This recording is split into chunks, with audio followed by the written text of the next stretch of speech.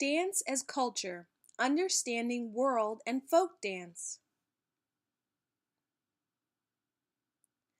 Let's start by looking at the term ethnic. When we think of that word, classical ballet probably isn't the first style of dance that comes to mind, but maybe it should be, and here's why.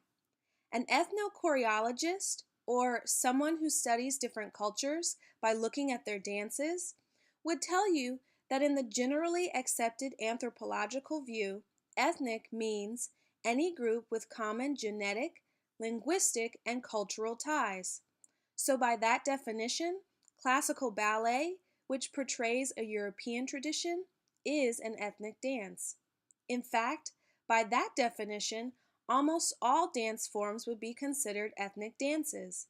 This is why the term ethnic is no longer used when describing dances from other countries, and instead we'll say we're studying world dances. Terms like ethnic, primitive, and non-Western are problematic not only when studying world dance, but in many fields of study.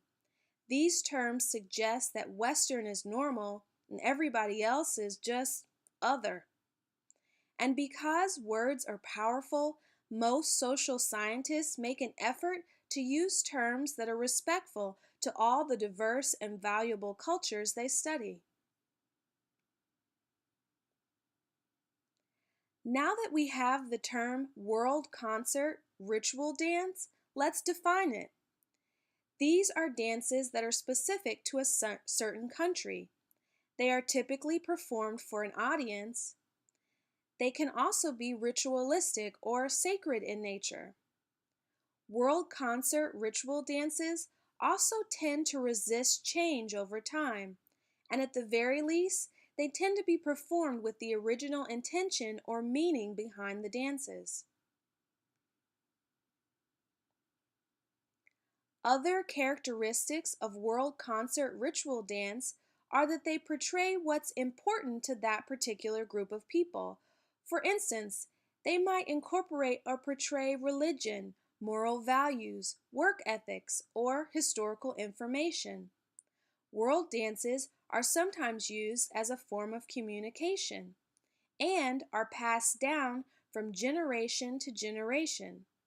World concert ritual dances are also often performed as part of traditional gatherings, such as weddings, births, and funerals.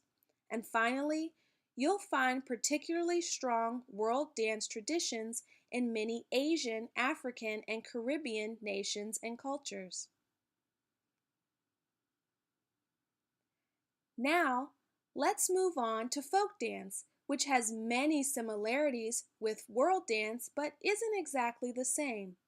Folk dances represent and portray a specific culture, but they're different from world dances in that they tend to be much more participatory and recreational. Fostering a sense of community is an important element of folk dancing. Folk dances can be performed for an audience, though it's important to note that even in performance, community and shared tradition is still the primary purpose. Folk dances also evolve and change over time.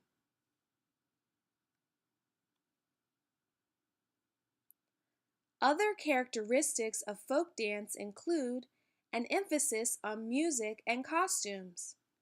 Folk dances are also passed down from generation to generation, though there are changes along the way.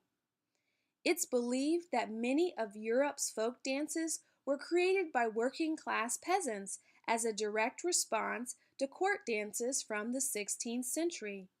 And finally, you'll find that many strong folk dance traditions are from Europe, though almost all cultures do have their own folk dances.